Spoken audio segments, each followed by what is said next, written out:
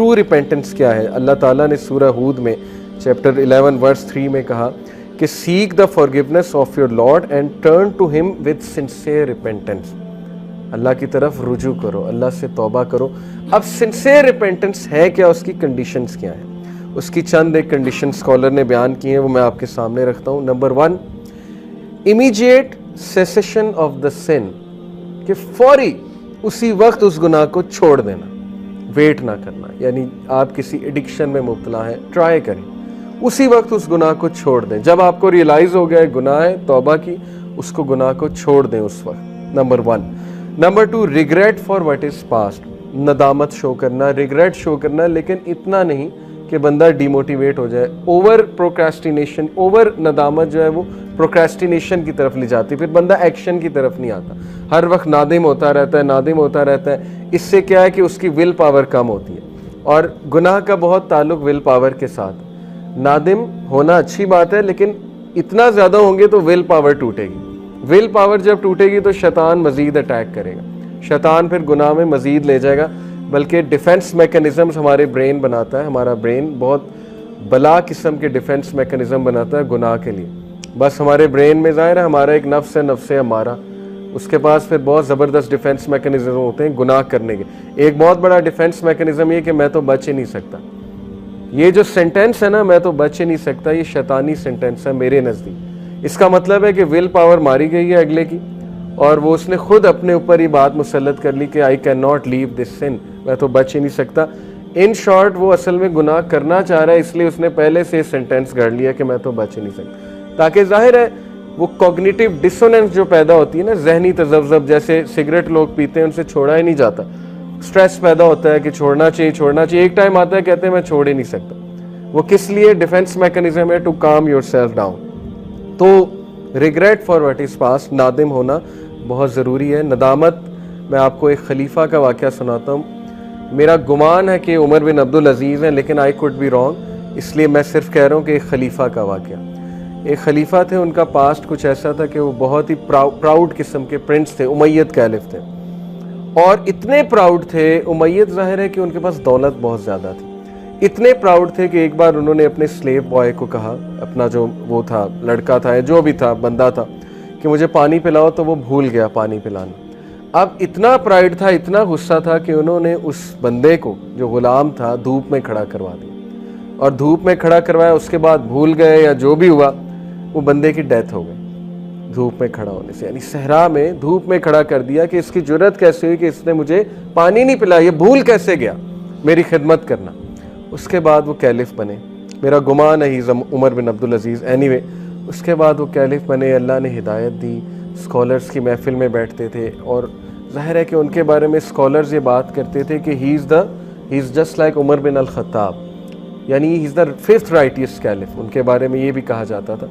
और इतने उनके सदका जारी हैं कि मैं आपको बता नहीं सकता उन्होंने क्या क्या चीज़ जारी की उम्मत मुस्लिमा के लिए। लेकिन अक्सर एक स्कॉलर ने उन्हें जो है वो दुआ दी कि कहते हैं मैं गवाही देता हूँ कि आप जन्नती इंसान हैं। एक स्कॉलर ने उन्हें कहा, तो ही स्टार्टेड टू क्राई, और बहुत रोए। तो स्कॉलर ने कहा कि आपके रोने की वजह नहीं समझ आई, ये तो मैंने अच्छी बात बताई है। तो ही सेड कि how can I go to Jannah when he stands in my way, मैं कैसे जन्नत में जाऊंगा जब वो शख्स मेरे सामने खड़ा हुआ है, मेरी रुकावट है। यानी नादिम होना, नदामत है। हालांकि आई एम श्योर अल्लाह ताला ने उन्हें फॉरगिव कर दिया होगा, क्योंकि ही एक्नॉलेज्ड हिज सिन, लेकिन नदामत एंड तक रही कि नहीं, मुझसे बहुत बड़ी ज्यादती हुई थी, मैंने बहुत जो है वो गलत काम किया था।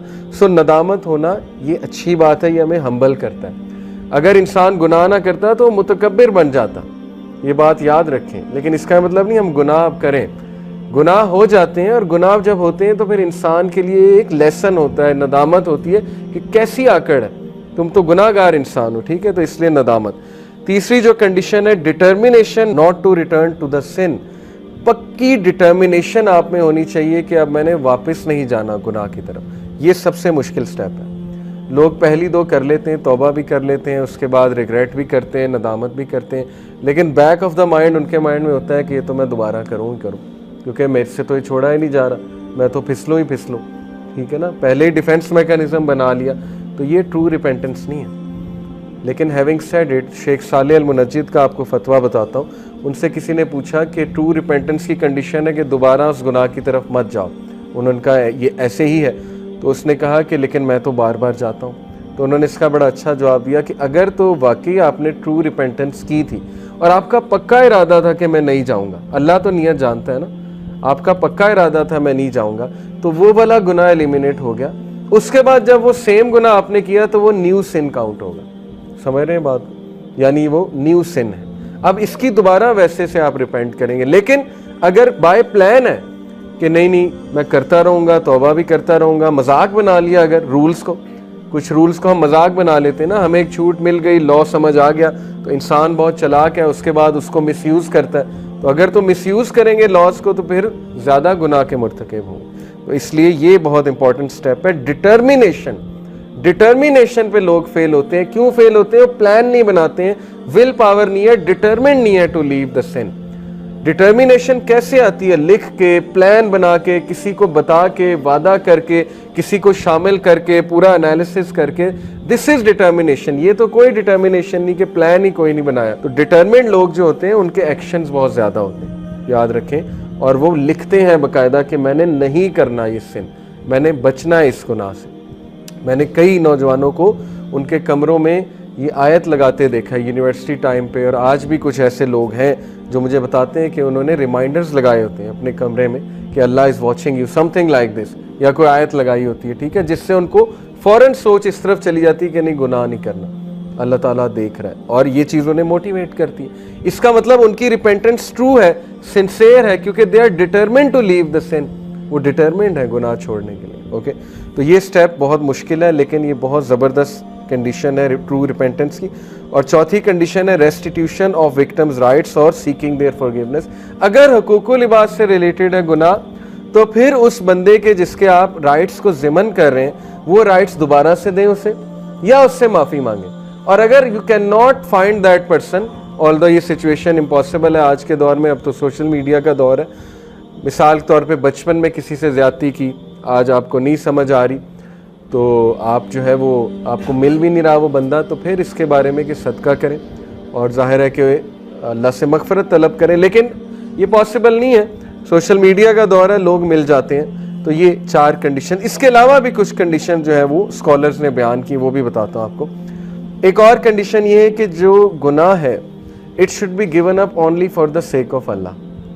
ये सिंसियर रिपेंटेंस, अल्लाह के डर से गुनाह छोड़ा जाता है ना, या अल्लाह को राज़ी करने के लिए। कुछ लोग गुनाह इसलिए छोड़ते हैं कि मेरी सेहत डैमेज हो रही है, ठीक है ना, अल्कोहल एडिक्ट होते हैं, वो कहते हैं गुनाह इसलिए छोड़ दिया, या सिगरेट इसलिए छोड़ दिया। ऑल्दो ये वन ऑफ द रीज़न्स है, मैं इस रीज़न का इनकार नहीं कर रहा।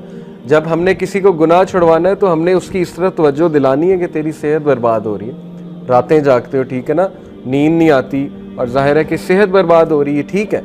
लेकिन जब गुनाह उसने छोड़ना है तो उसने नीयत ये रखनी कि मेरा रब मुझसे नाराज़ होता है, मैं अल्लाह ताला की हुदूद को पामाल कर रहा हूँ, इसलिए मैं ये गुनाह छोड़ रहा हूँ। फिर आप देखें कि उसमें डिटर्मिनेशन आती है कि नहीं आती, क्योंकि जो एक्ट अल्लाह के लिए किया जाता है उसमें अल्लाह की तरफ से बरकत आती है, और जब अल्लाह की तरफ से बरकत आएगी तो फिर जाहिर है कि डिटर्मिनेशन भी आएगी। तो पहली बात यह है कि वो गुनाह को सिर्फ और सिर्फ अल्लाह सुब्हानहू व तआला की रज़ा के लिए छोड़े।